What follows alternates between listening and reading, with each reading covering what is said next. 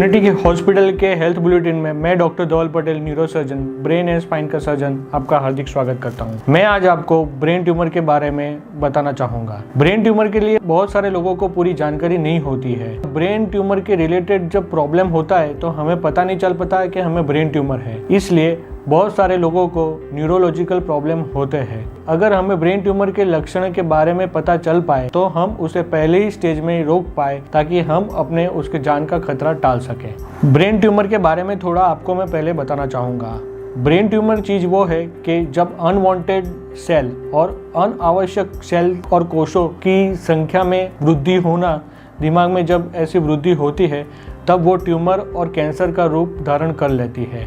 ज़्यादातर ये brain tumour 50 साल से उम्र से ज़्यादा हो और 5 से 15 साल के बच्चों के लोगों के अंदर कॉमनली जो देखे जा सकते हैं। ब्रेन ट्यूमर के स्पेसिफिक कारण में एज सच कोई साइंटिफिक कारण माना नहीं गया है, लेकिन लोगों को ऐसा माना जाता है कि ब्रेन ट्यूमर के रीज़न में फैमिली हिस्ट्री का बहुत सारा रोल है।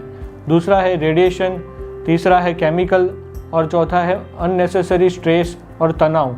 ये सब चीज़ ब्रेन ट्यूमर होने के कारणों में माने जाते हैं। अब आती है ब्रेन ट्यूमर के लक्षणों के बारे में। ब्रेन ट्यूमर का लक्षण में सबसे पहला है सिर दर्द। ज़्यादातर जब सिंपल सिर दर्द होता है तब हम पैरासीटामोल नाम की टैबलेट ले लेते हैं, जिससे सिर दर्द चला जाता है। अगर ये सिर दर्द दवाई लेने के बाद भी सिर दर्द रहता है और कम से कम 5 से 7 दिन से ज़्यादा रहता है, साथ साथ सुबह में सिर दर्द ज़्यादा होता है, तो हमें इसको इग्नोर नहीं करना चाहिए और नज़दीक के न्यूरोलॉजिकल और न्यूरोसर्जन को दिखाना चाहिए, ताकि हम उसका आगे डिटेल में जाँच कर सकते हैं। दूसरा लक्षण में आता है उसका वॉमिटिंग और नोजेटिंग सेंसेशन। सुबह सुबह उठ के भूखे पेट ही वॉमिटिंग चालू हो जाना, साथ साथ सिर पकड़ना, तेज दर से सिर दर्द होना, ये सब चीज़ उसके ब्रेन ट्यूमर के लक्षण में माने जाते हैं। तीसरा लक्षण है उसका पैरालिसिस, वीकनेस और कमजोरी होना। ब्रेन के अंदर बीच वाले हिस्से जो पैराइटल लोब माना जाता है, जिसके अंदर जब ट्यूमर होता है तब वीकनेस, कमजोरी और पैरालिसिस होने के चांस रहते हैं। चौथा हिस्सा है कि बिहेवियरल चेंजेस, मतलब हम कुछ बोलते हैं तो मरीज कुछ अलग बोलता है, उसके अंदर बिहेवियर चेंजेस होना, अननेसेसरी गुस्सापन होना और साथ साथ वॉमिटिंग और हेडेक होना, ये सब चीज़ दिमाग के आगे वाले हिस्से में मीन्स के फ्रंटल लोब के अंदर ट्यूमर हो तब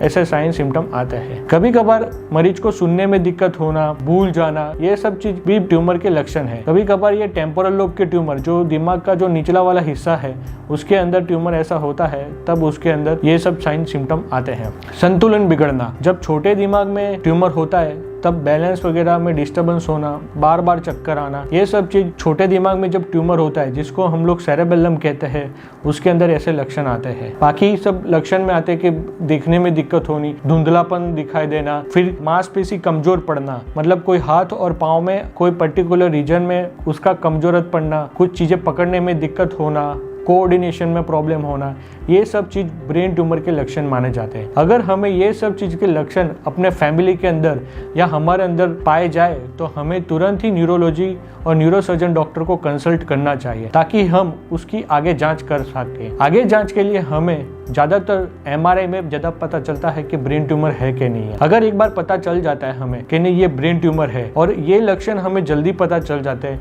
तो हम ट्यूमर को पहले स्टेज पे ही रोक सकते हैं, क्योंकि ज़्यादातर 80 to 90% केसेस का ब्रेन ट्यूमर का अगर सर्जरी किया जाए और अच्छे से सर्जरी किया जाए तो हम अपनी जान का खतरा टाल सकते हैं। हमारी यूनिटी हॉस्पिटल में ऐसे जब ब्रेन ट्यूमर हम ऑपरेट करते हैं तो हमें बहुत सारी चीज़ों का ध्यान रखना पड़ता है।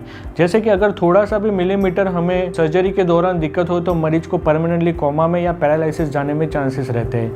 ये सब चीज़ का अवॉइड करने के लिए हमारे पास लेटेस्ट इंस्ट्रूमेंट है, जिसके अंदर जर्मन में न्यूरो माइक्रोस्कोप है, हमारे पास एडवांस न्यूरो ड्रिल है जो USA मेड है, एडवांस सिस्टम ऑफ कूसा जो पूरा ट्यूमर को सक करते हैं, जैसे कि थोड़ा थोड़ा टुकड़े में निकाल दे, ताकि हम मरीज को पैरालिसिस होने से प्रिवेंट कर पाए। और साथ साथ इंट्रा ऑपरेटिव मॉनिटरिंग की फैसिलिटी है। न्यूरो सर्जरी काफ़ी कॉम्प्लेक्स सर्जरी है, इसलिए सर्जरी के दौरान हमें बहुत ध्यान रखना पड़ता है, ताकि हम मरीज को ऑपरेशन के बाद पैरालिसिस, कोमा और डेथ में जाने से रोक सके। ये सब चीज़ के लिए अच्छी सी फैसिलिटी और अच्छे से एडवांस न्यूरो इंस्ट्रूमेंट होने काफ़ी ज़रूरी है, जो मैंने आगे आपको बताया कि हमारी यूनिटी हॉस्पिटल में ये सब सुविधाएं उपलब्ध है, ताकि हम मरीज को अच्छा सा रिजल्ट दे सके। और ये सब फैसिलिटी की होने की वजह से मैं ब्रेन ट्यूमर के काफ़ी कॉम्प्लेक्स केसेस सक्सेसफुली ट्रीट कर चुका हूँ।